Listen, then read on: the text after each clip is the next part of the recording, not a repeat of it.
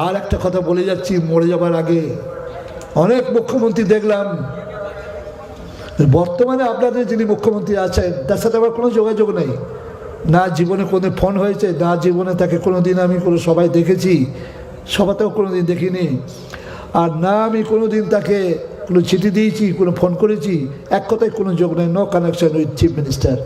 তবে খবরের কাগজটা পড়ি, আপনার খবরগুলো শুনি, ফোন টোনগুলো একটু ফলো করি।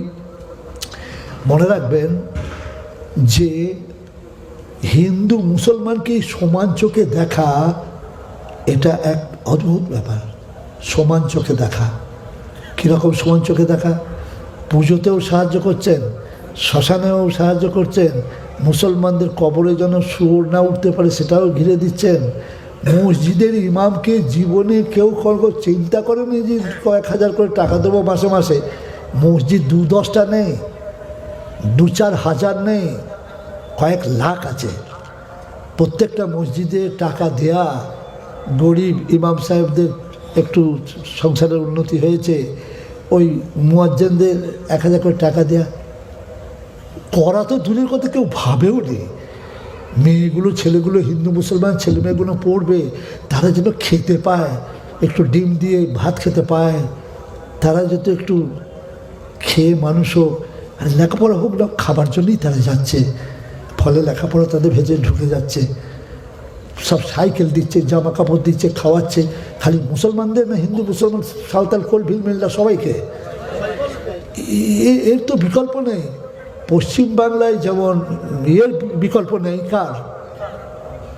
এই মমতা ব্যানার্জির। তিনি ভারতবর্ষে আওরঙ্গজেবেরও আপনি দেখেছেন শীতকালে তিনি চপ্পল পায়ে দেন, মোজা নেই পায়ে, মোজা কিংবা পয়সা তার নেই, মোজা কেন পায়ে দেয় না কেউ তো ভাবেননি।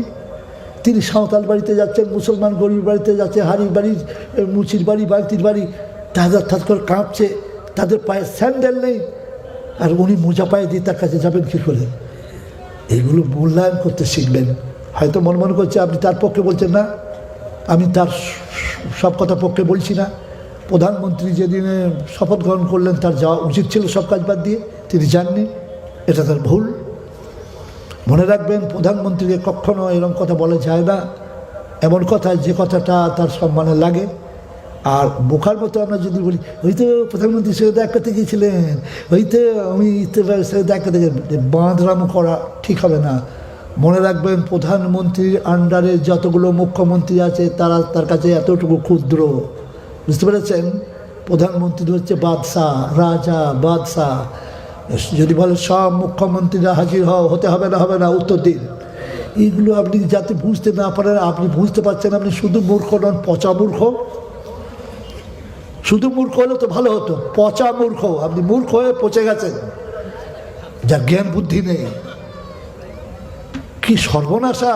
লেখাপড়া কেন শিখছেন না? আপনি একটা ছেলেকে জরি কাজ শেখাচ্ছেন, একটা ছেলেকে দর্জি করছেন, ক টাকা ইনকাম করবে সে?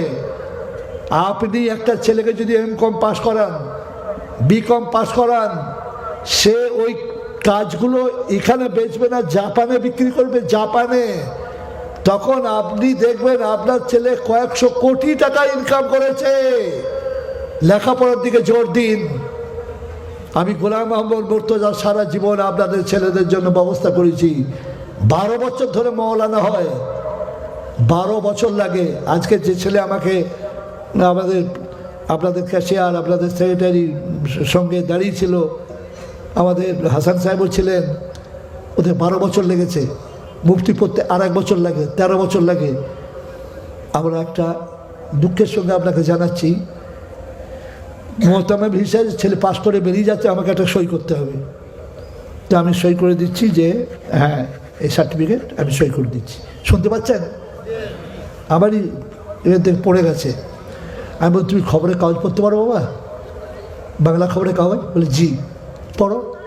করে একটা আনন্দবাজার দিলাম।